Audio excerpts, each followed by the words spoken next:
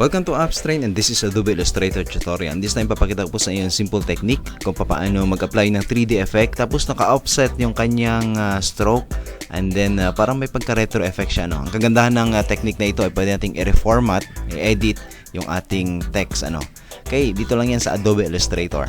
Pero bago po tayong pumunta sa ating tutorial, kung pagka wala pa ko yung Illustrator o gusto nyo i-try ang Illustrator, iba pang Adobe product, Photoshop, InDesign, ilalagay ko sa description natin yung link para ma-visit nyo po yung website ng Adobe at pwede kayo mag-subscribe sa any Adobe product. Okay, balik po tayo dito sa ating tutorial. Okay, gagawin po natin yung technique na ito. Madali lang po ito, no? Okay, ang gagawin po muna natin, syempre mag-type tayo. For example, ay AppsTrain. Syempre, AppsTrain. Yan. Tapos medyo lakihan natin. Okay? Ang panel lang na kailangan natin ay naka-open yung appearance panel. Dito yan sa window. Check natin yung appearance. Okay, Shift F6 yung kanyang keyboard shortcut. Okay, pagkatapos niyan, punta tayo dito sa ating mga tools, selection tool. Ayan. Tapos mag-apply tayo ng fill, tatlong fill. Okay, dito sa unang fill, dito tayo mag-edit, magpapalit muna tayo ng color. For example, yung unang color natin ay red.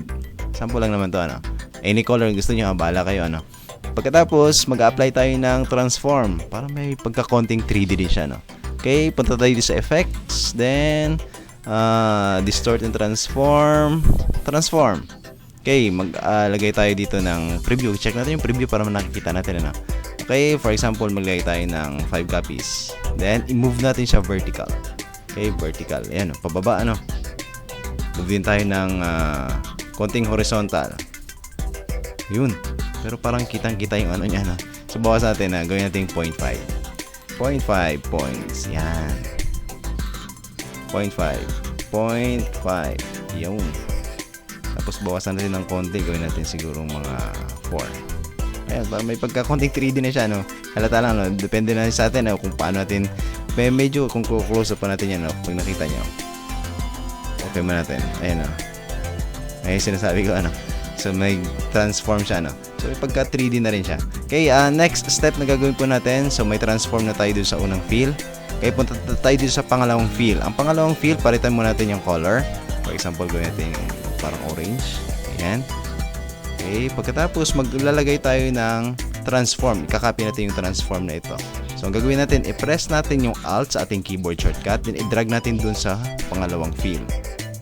Iyan. So, nandiyan transform, Next, i-activate natin yung pangalawang fill na orange. Pagkatapos, mag-a-apply tayo. Punta tayo dito sa effects, then path, then offset path.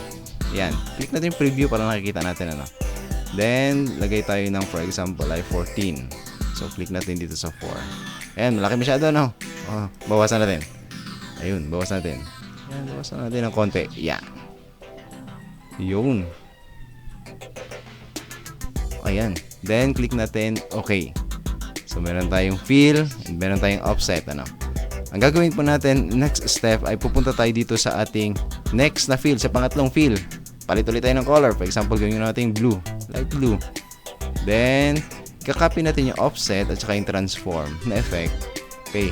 Ang gagawin po natin, click natin yung offset path. Then, hold natin yung shift key. Click natin yung transform. Pagkatapos, bitawan natin yung shift. Ang ipipress naman natin sa keyboard shortcut ay yung alt. Then, pagtapos ng alt, drag natin doon sa pangatlong fill. Ayun. Pagkatapos, yung transform niya, i-duplicate natin. So, may dagdag pa tayo na isang transform. So, gagawin lang natin yan, ay drag natin sa new. Yun. Kita niyo siya na. May blue na. Lumabas na yung blue, Pagkatapos, balik tayo dito sa ating offset. Okay, double click natin yung offset. Then, click natin yung preview. Then, taasan natin yung offset niya. Ayun. Ayun. So, makita niyo po, So, click natin. Okay. So, ayan na siya. So, may pagka 3D effect, tapos naka-offset yung kanyang stroke, Ang kagandahan kasi nito, katulad din sinabi natin kanina, pwede natin i-format o edit yung ating text. Okay, edit nga natin, For example, i-reformat natin. Palit natin yung type, style, Style ng ating type. Okay, for example, ito. Yun. May pagka 3D na siya, Yan.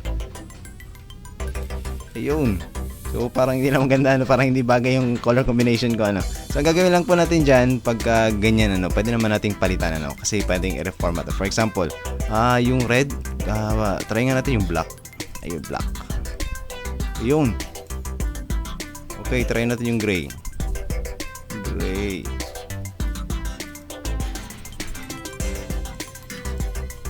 Gray.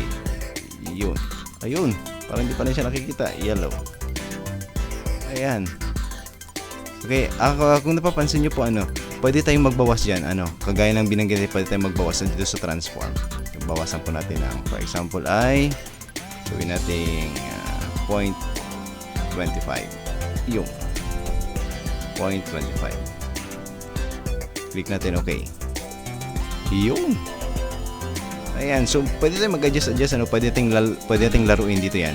Pwede nating i-edit, yun yung kagandahan ng effect na ito, na-edit natin siya. Yan. Okay? So, pwede natin i-edit yung text, yung type, yung format sa ganitong technique. So, may 3D effect na tayo. Naka-offset yung ating stroke. Parang may pagka-retro effect din siya. Okay, thank you for watching. Sana makatulong po sa inyo yung ating tutorial na ito. And please don't forget to subscribe, like, and share dito sa ating channel, Upstrain. Maraming pong salamat.